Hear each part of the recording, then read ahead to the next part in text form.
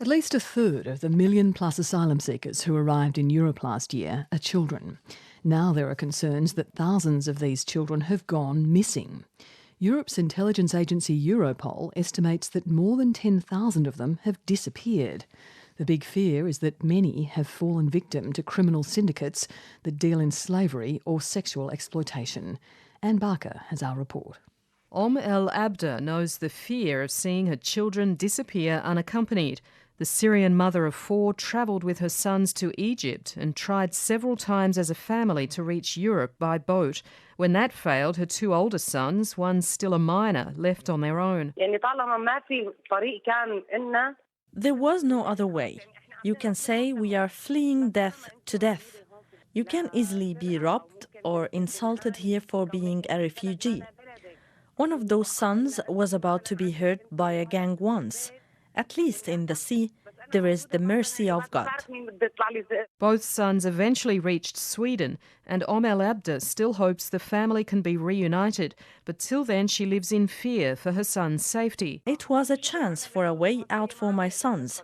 They are not Egyptians, and they don't have official permits to stay. So anything could happen to them. Either way, they were at risk. El Abda's story is far from uncommon. Of the more than 1 million refugees who arrived in Europe last year, around a third are children. And the European intelligence agency Europol estimates 10,000 unaccompanied children have disappeared in Europe, most after registering with different authorities when they arrive. Leonard Doyle from the International Organisation for Migration says not all will be criminally exploited. I think a lot of it is probably innocent. Indeed, it is joining families and then kind of disappearing into the protection of that family and not being visible to the authorities. That would be one part of it. Another part, of course, is potentially more sinister because emergencies, be they war or natural disasters, tend to raise the profile of trafficking. Let's put it that way. Children are far more vulnerable at that point.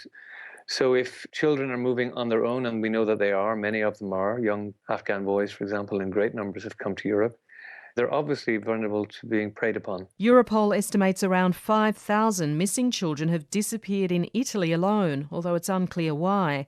But it says there is evidence of a criminal infrastructure to exploit the number of unaccompanied children in Europe.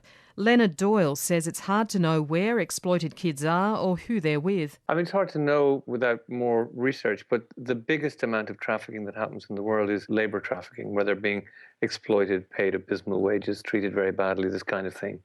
Of course, the sex trade could be part of it, and undoubtedly is part of it if the numbers are that high.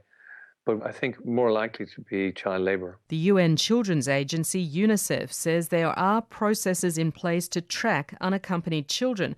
But UNICEF's Amy Lemoine says the numbers are so high, humanitarian agencies can't keep up. We're seeing this unforeseen movement of people and there's continuous movement of children, of families, of individuals, across European borders.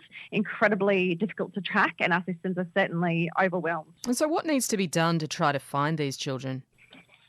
So essentially, we need more people on the ground who are working to actually identify unaccompanied children, to then register and document them, and then link them up to essential services like psychosocial support and education, and that can actually do family tracing so that we can link them up to surviving family members or remaining family members. And when that's not possible, we actually need to link them up with some kind of durable solution to keep them safe. That's UNICEF's Amy Lemoine speaking to Anne Barker.